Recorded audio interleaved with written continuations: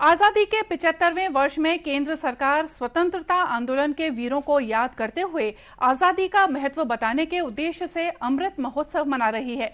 इसी कड़ी में प्रदेश में भी अनेक स्थानों पर कार्यक्रम आयोजित किए जा रहे हैं।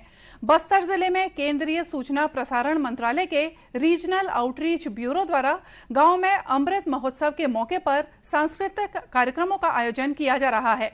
बकावंड विकास खंड के ग्राम पंचायत के बड़े देवड़ा में बस्तर लोक कला मंडली द्वारा स्थानीय भाषा में नाटक, नृत्य और संगीत के जरिए ग्रामीणों को स्वतंत्रता संग्राम और उसके नायकों के बारे में जानकारी दी गई।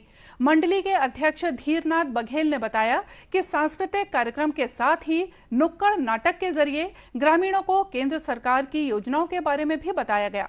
बारे में हम लोग पूरे ब्लॉक में, जिला में, पंचायत में जाकर हम लोग प्रचार प्रसार कर रहे हैं और बहुत बढ़िया इस आजाद अमृत महोत्सव को लोग आनंद से ले रहे हैं और बातों को सुन रहे हैं। जितने हमारे क्षेत्रीय वीरों जो देश के लिए कुर्बान हो गए थे, उन सारे वीरों को याद करते हुए हम लोग नाटक और गीत के माध्यम से बहुत सुंदर ढंग से हम लोग प्रस्तुत करते हैं और गांव वाले देखकर बहुत उनको आनंद आता है।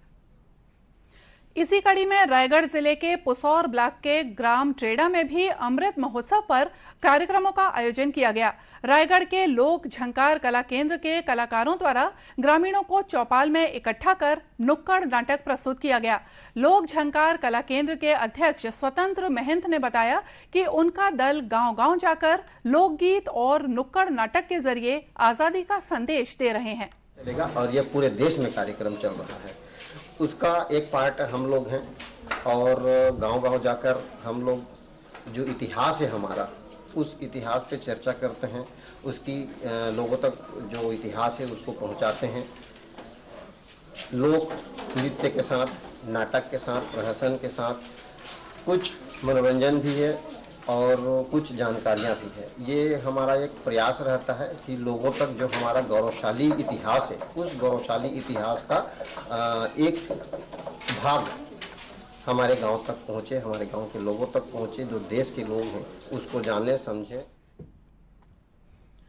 इसी तरह दुर्ग जिले के ग्राम कोड़िया में भी अमृत महोत्सव का आयोजन किया गया, जहां लोक कलाकारों द्वारा लोक नृत्य और नाटकों की आकर्षक प्रस्तुतियां दी गईं।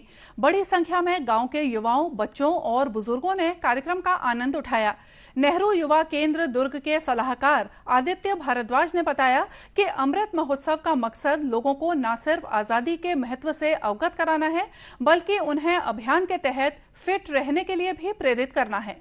जिस तरह से हमारे वीर शहीदों ने कठिन परिश्रम करके अपनी बलिदान देकर देश को आज़ाद कराया है और उस आज़ादी का जो 75वां साल है उसको हम एक उत्सव के रूप में मनाएं, और साथ ही इस कार्यक्रम का उद्देश्य यह है कि हम आज़ादी के अमृत महोत्सव को हम एक फिटनेस के रूप में देखें। इसका एक मूल मंत्र है कि फिटनेस का डोज आधा घंटा रोज। इसके माध्यम से हम नेहरू युवा केंद्र के द्वारा विभिन्न तरह के fitness program, blood donation program, ऐसे हम विविध कार्यक्रम हम आयोजित कर रहे हैं। झंकार कला मंच की कलाकार मनीषा गंधर्व ने बताया कि नृत्य, संगीत और नाटकों के माध्यम से कलाकारों द्वारा लोगों को जागरूक करने का प्रयास किया जा रहा है।